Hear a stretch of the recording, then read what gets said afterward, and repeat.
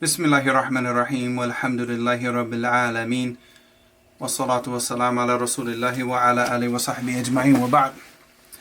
So this is going to be kind of like a fringe episode from as far as like right now, this is not going to be necessarily an episode where I continue talking about my life. I mean, that's going to continue from the next episode. But this is more or less like I guess you could say not I wouldn't say necessarily a summary, but just something to focus on. It's kind of like something that came to my mind, something that I thought about that I didn't really look at it. I didn't look at it the way I look at it now while it was happening. And this is like, and it's kind of like as I was making the videos, I kind of started to notice this pattern.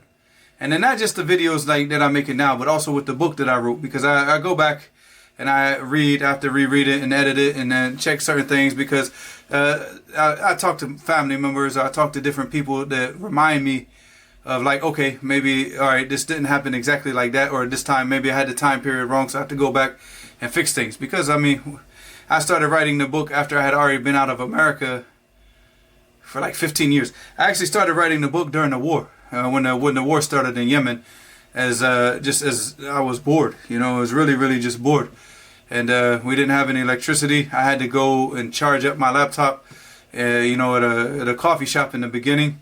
So I would come back with the laptop charged up and just like try to just get as much writing done as I could before the laptop died and I couldn't use it again. But then as the war went along, I was writing the autobiography, like just my life up until that point, and also writing what was happening daily in the war.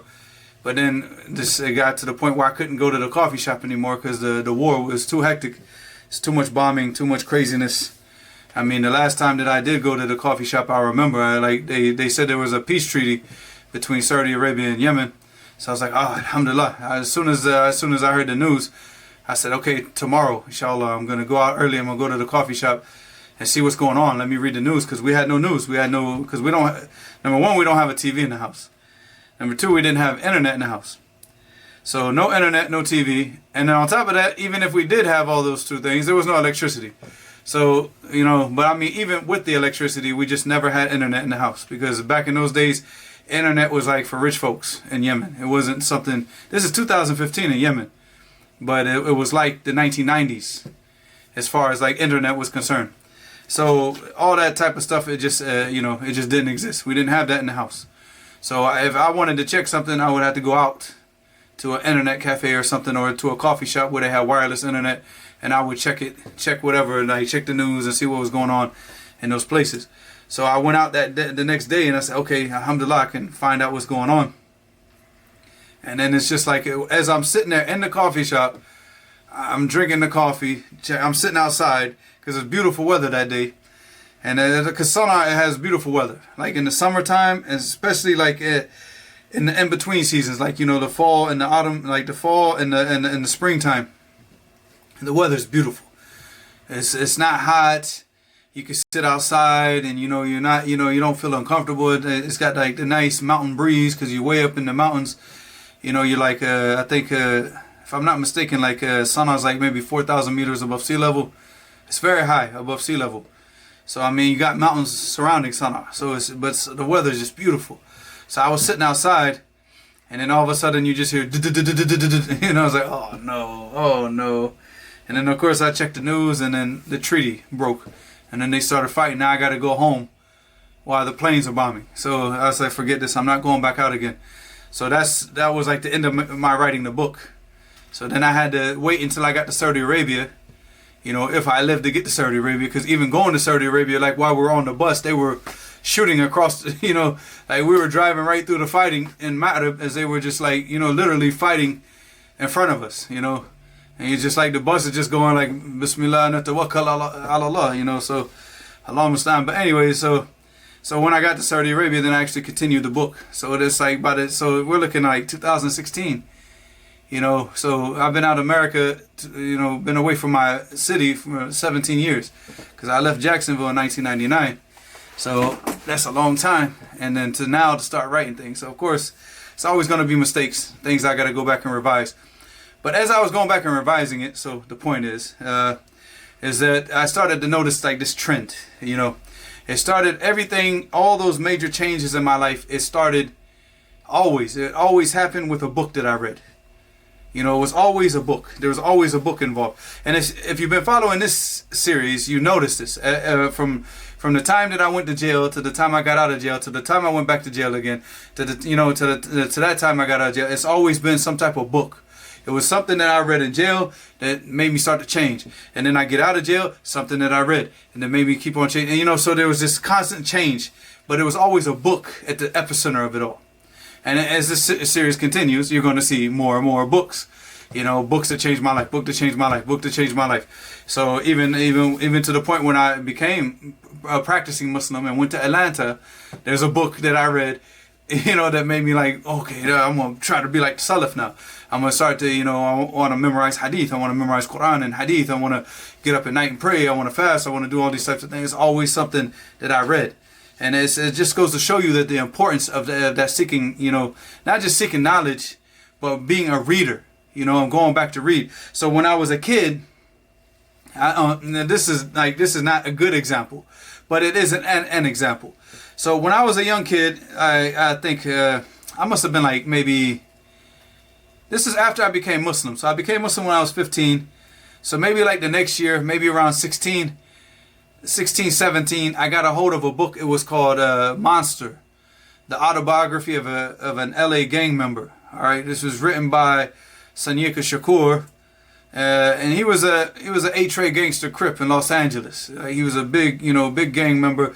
The time that he wrote the book, he was locked up in Pelican Bay, in California, you know, in solitary confinement. Like, he was that dangerous that they wouldn't allow him even into population.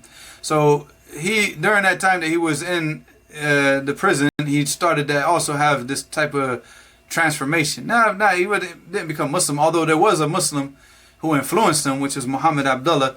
He's a brother in Los Angeles. I only got the chance to meet Muhammad Abdullah once. You know, and of course, this is after I already knew who he was from the book, as you're going to see in a second. So, I mean, it was a Muslim that influenced him, but he was more influenced by the same thing that you see I was influenced by. And he also, reading his book caused the influence that you see throughout my series. You know, when I talk about George Jackson, when I talk about the Black Panthers, that came from reading his book. All right, so when I was, like I said, it must have been 16, 17. 17, I'll say 16 at the earliest, 17 at the latest. You know, I think I might have read it when I got out of jail the first time, because I went to jail when I was 17 years old for a shooting, you know, because what happened was we went up in, I did the crime when I was 16, but I got locked up for it when I was 17. So basically my friend, he got a gun. And we just like, I just explained the story to my sister, because my sister just asked me. So I just saw my sister for the first time. My sister is the first person in my family, and not just family, just anybody. I haven't made any attempt to see anybody since I've been back in America. I've been back in America now a year and a half, because we came back not even a year and a half. We came back in mid-December of 2022. 2021, sorry. So I was here all of 2022, and then of course now 2023.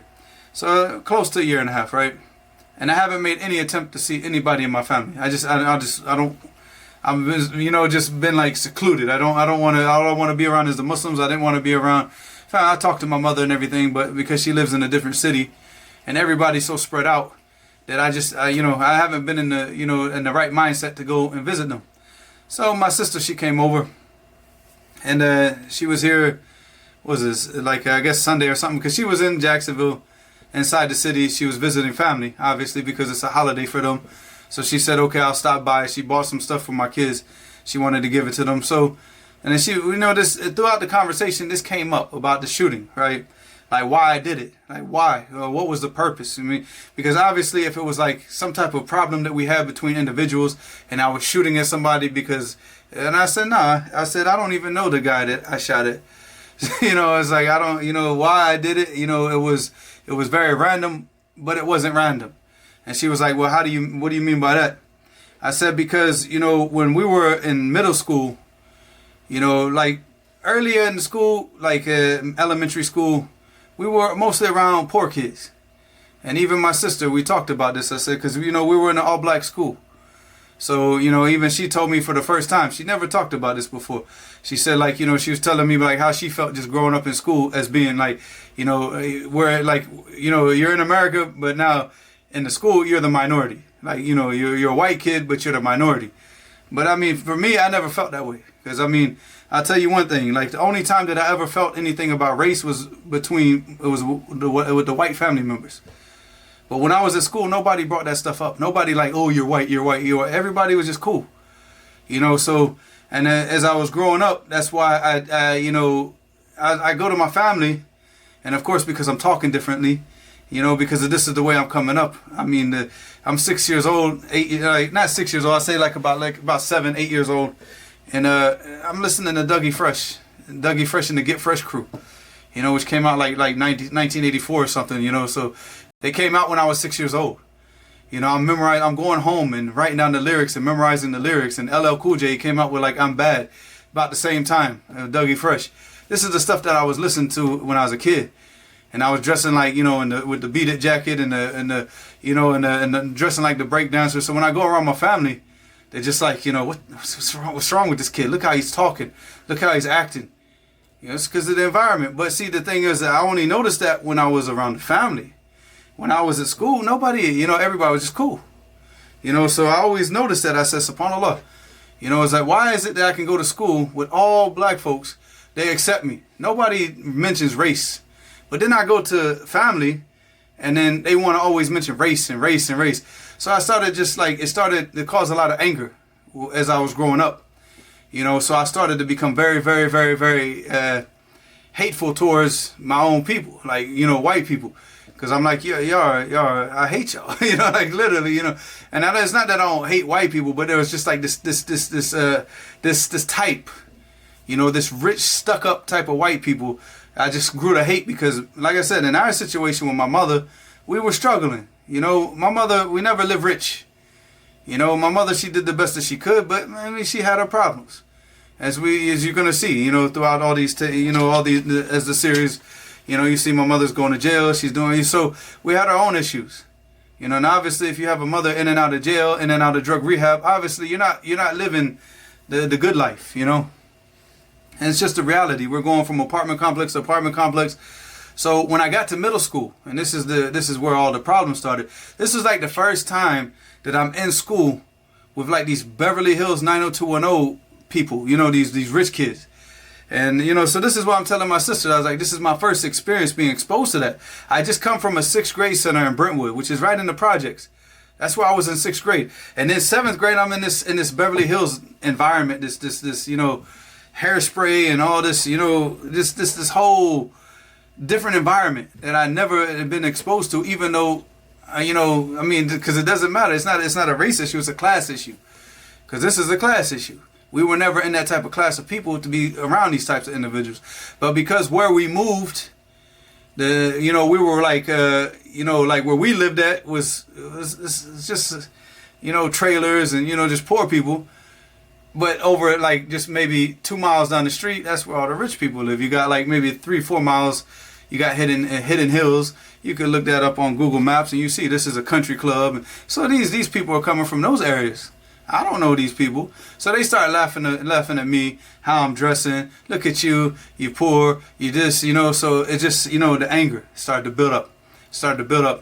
So, and that's what I told so when I was telling my sister this, I said, you know, so I got so angry. I was like, you guys, you made my life like like this living hell, you know.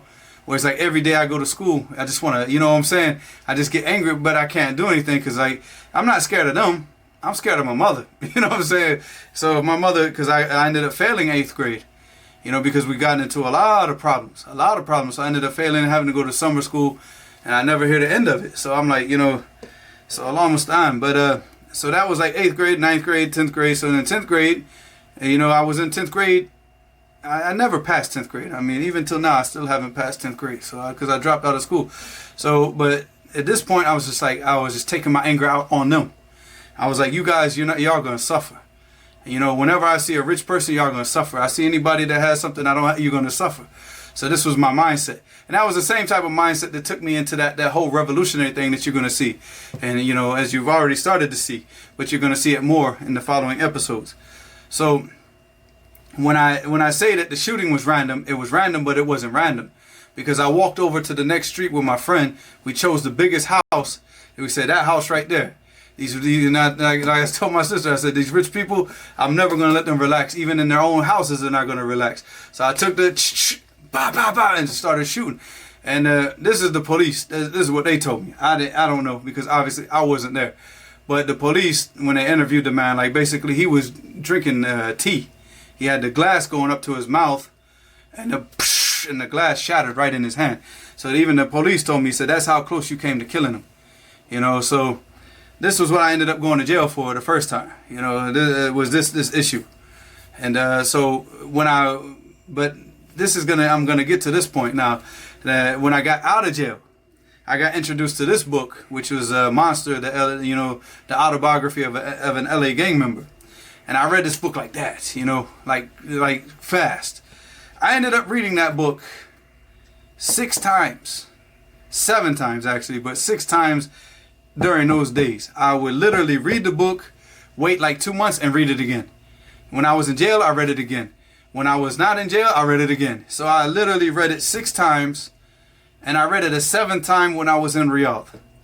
You know, because I just wanted to go back and I wanted to reread the book, because I wanted to see that book again with me in the mindset of me hating everything that book was about. You know, I wanted to see like how I could, you know, how I would feel about reading that book now with the mindset that I have. Like now I've been to Yemen, I've been to Sardia, sat with ulama, read all these books, you know, done all this stuff and been around all these different types of individuals, and all this, just my whole life is completely changed. Now I wanted to sit down and I wanted to read that book. So during the COVID lockdown, I had the book on my Kindle and I read it again for the 7th time. And you know, it's still a good book. Like the way that he wrote it, it was very well written.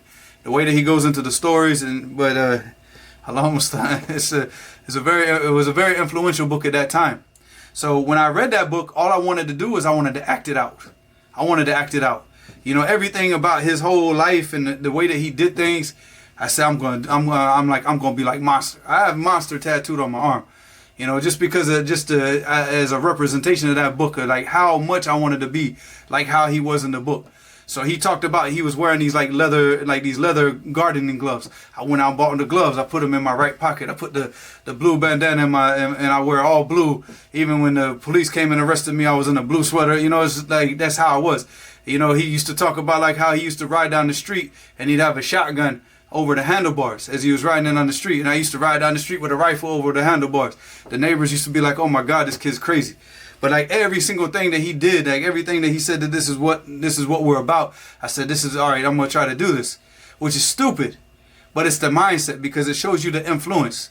But the thing is that, you know, when we look at the traits of people who are successful, you know, these are the traits of the people that are successful, is that they read those types of books. They read about the great people, whatever it is that they want to be, right? They read about those individuals. So now when I switched from this mindset of like this street thug, stupid mindset that I was in, this foolishness that I was in, this self-destruction mode, and alhamdulillah, you know, Allah blessed me that I made it out, you know, I only got shot at, but I didn't get shot, you know. So I wouldn't say unscathed, because mentally it had a toll, and it comes with a toll, because you can't do this type of dhulm and this type of oppression to people and it doesn't come back to you. It comes back to you, and you know, you're gonna have to get purified from all that, you know, stuff that you did. And I'm not even gonna talk about it.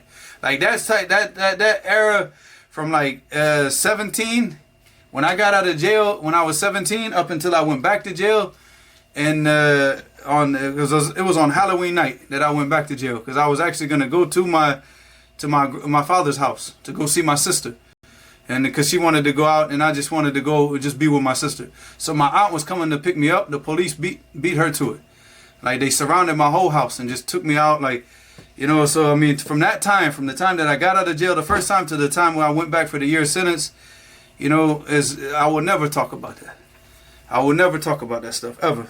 Never. Not even in the book. In the book, it's just like there's some things, you know, there are a lot of things that happen that are never to be discussed ever. I don't care. You know, even if they were to give me immunity, I would never discuss that stuff. Never. Never with anybody, because it's just evil.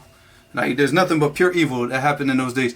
But it was it was like I said, it was that influence.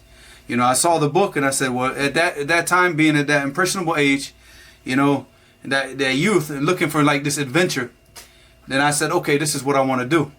And then when I went to jail a few times, I was like, okay, this is not what I want to do. This is not the life, because what is this? I mean, just in and out. I can't have any type of istiqrar, like stability. And my whole complaint with my whole life was no stability.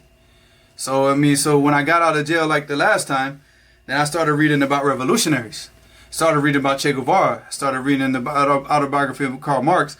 I started reading about these different groups that were fighting revolutions. And then I switched it. You know, I switched it now. Now I'm not trying to be like that no more. I don't have that stuff anymore. I don't have the blue sweaters and the bandanas. All that's gone. And I remember I went to my grandfather's grave and took the last one and threw it on his grave. I said, I'm done with all this stuff, and I walked off. And my grandmother got angry about that. And I told my mother, I said, well, I didn't say well, but I said, you know, if she understood what that meant, because I threw it on the ground. It was on his grave, but I threw it on the ground. So I was saying, like, just like he's dead, this life is dead. Like, I buried it with him. I'm done with that. You know, so if she understood what it represented, she wouldn't be so angry, because it represented, I'm done with this. You know, and then that's when I made that switch, you know, to like this wannabe gangster, because that's all it was. It's just wannabe. All of these people that just, because, you know, the whole idea of trying to be a gangster or thug, it goes against principle. It goes against any type of moral standing. It's not natural. This whole gangster mentality is not a natural mentality. You know, you have to be taken away from your fitrah, far away from your fitrah. You know, to be this type of oppressive type of person, to where like life, people's property, it doesn't matter to you anymore. So alhamdulillah, because I was a Muslim, so Allah subhanahu wa ta'ala, alhamdulillah, with tawbah, you come back to your fitrah. But you still suffer, because you did things. You oppressed people. You did things. You're going to feel regret. And you know, even till today, I'm just sitting there like, oh God, why did I do that? Even till today, it's, you know, it just pops in my head. Why did I do that? Why did I do that? And you know, it's a lot of things. So Allah musta'an. But like I said, it's the influence. You know, and it's the, you know, if we don't get that influence from books, we get the influence from people.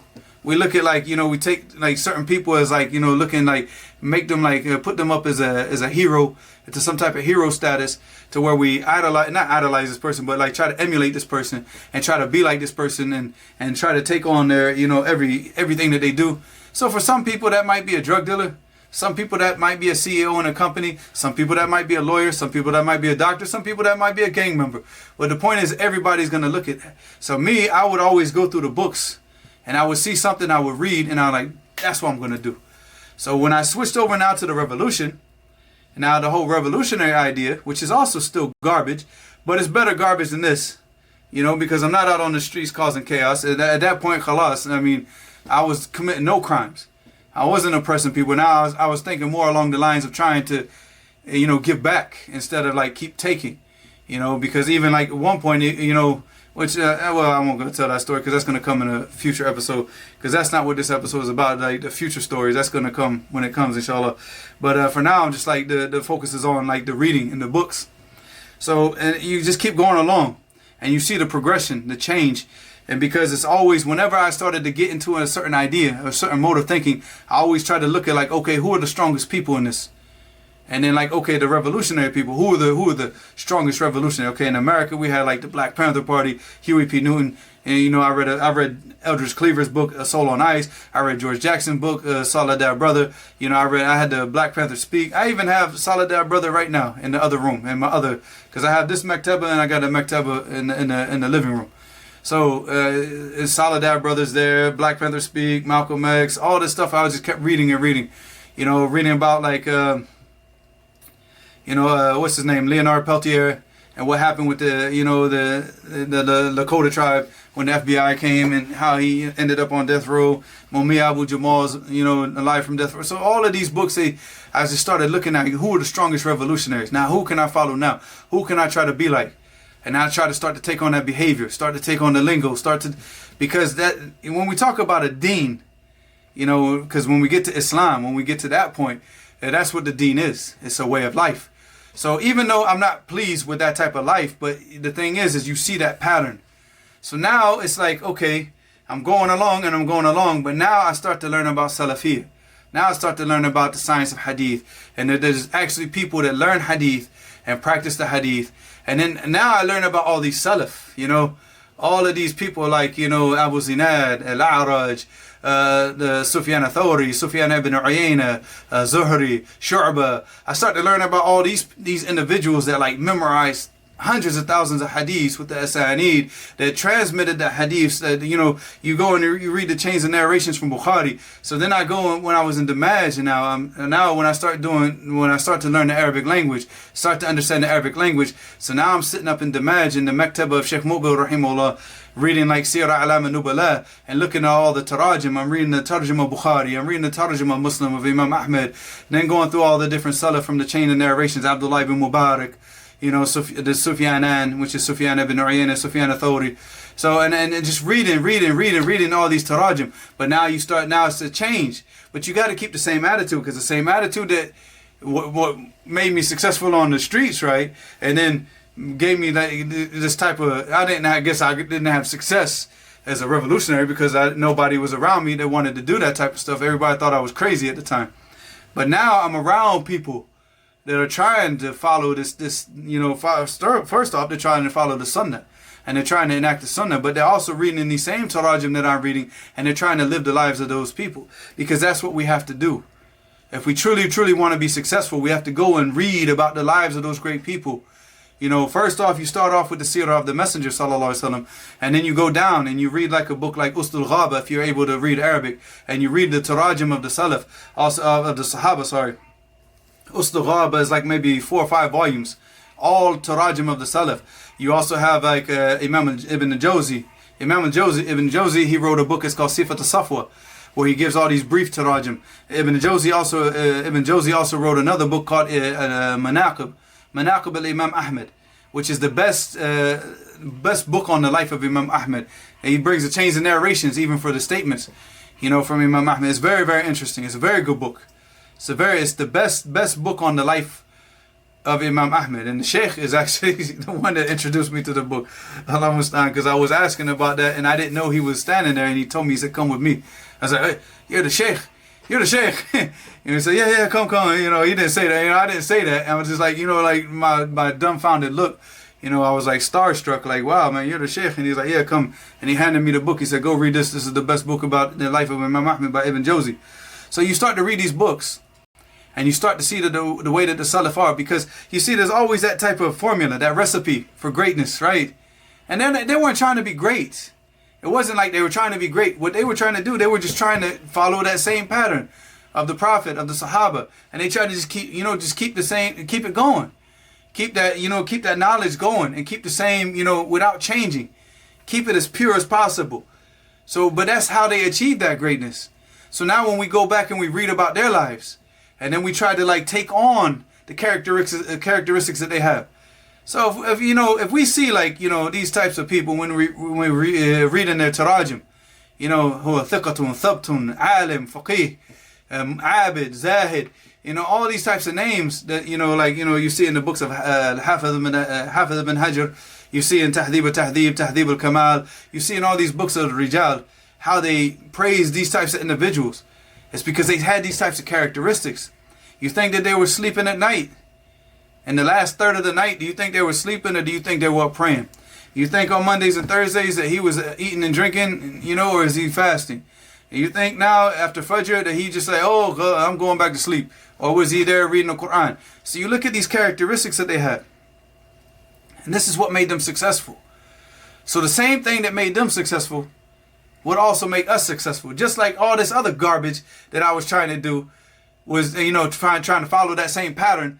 Also, you know, gives me some type of temporary success as far as dunya is concerned, right? But this now is not a temporary success. When you start to follow that pattern and you start to discipline yourself to like take on the type of characteristics that they have. And this is why this is very important. You see that you know, like I said, throughout my whole life, it's always these books that influence me. And even in Salafiyah, it was always the books that influenced me. Even right now, I'm waiting for the book to come right now. The book is with UPS. Sifat al-Safwa. I ordered it because I want to go back and read all these tarajim again. You know, because we always have to constantly be reminded. You know, the thing is like, you know, if we just sit around people who are not really serious, we start to think highly of ourselves, and we shouldn't, because we're not really nothing. We're not much. In fact, we live in the dumbest generation. If you go and you read the tarajim of the Salaf and how they were, and you look at the level of knowledge they had, and then you look at us, you're like, why are we alive? You know, seriously, we're the absolute stupidest generation on the face of this earth, dunya-wise and deen-wise. There's no getting around it. I mean, can you imagine that we're sitting here today in 2023? You know, they're like having these discussions about what a woman is. I mean, are we not the dumbest, stupidest generation on the face of this earth? So the same thing. Right now, most of the Muslims have trouble memorizing Al-Arba'in An-Nawawiyah. You know, forget sitting down and memorizing 100,000 hadiths like Hafiz ibn Hajar al-Asqalani with the chains of narrations. He had his chains of narrations going back to Bukhari. So he had Bukhari memorized with the chains of narrations that he had going back to to Bukhari with those ahadith. And that's how he memorized it. What was this? How many years ago was this? 600 years ago. So over that 600 years ago, look how stupid we become. Show me a person on the face of the earth right now that's memorized Arba'in An-Nawawiyah with the chains of narrations for every hadith in Arba'in. Show me one person in America that's memorized 10 hadiths, that they can read from their memory right now with chains of narrations. So we're the dumbest generation.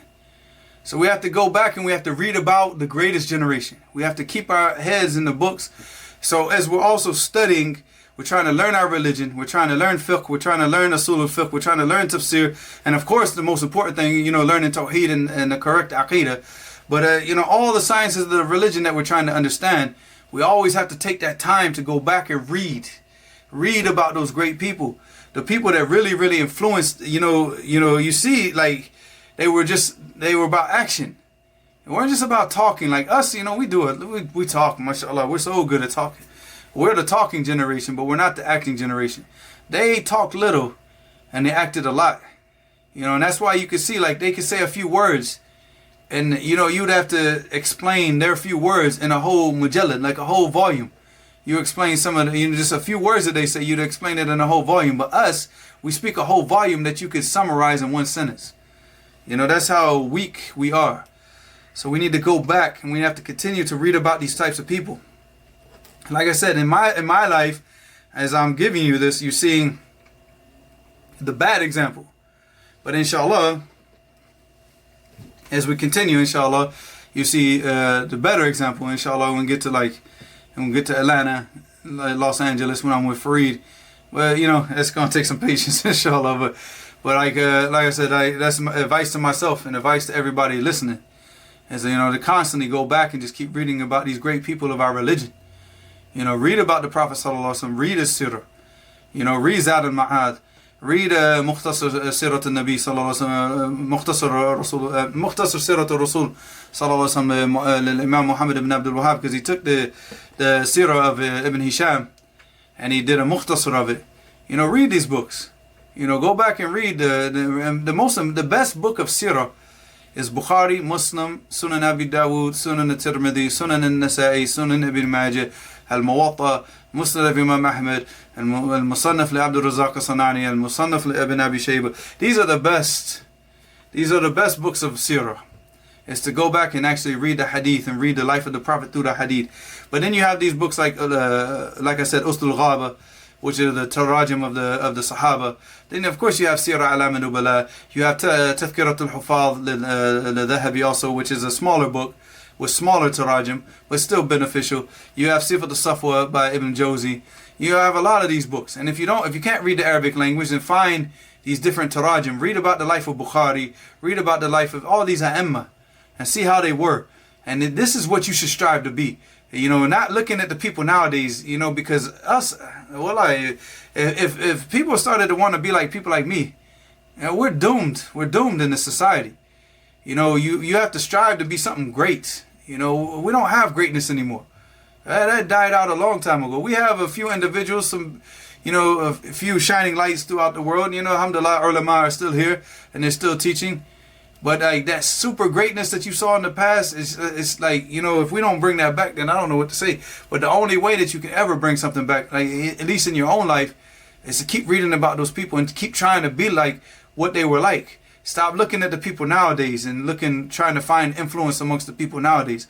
You have to go back and find the influence from before, because that's how you're going to truly, truly, truly be successful in this life and the next. Wallahu musta'an. Ila huna subhanakallahumma wa bihamdik. أشهد أن لا إله إلا أنت أستغفرك وأتوب إليك.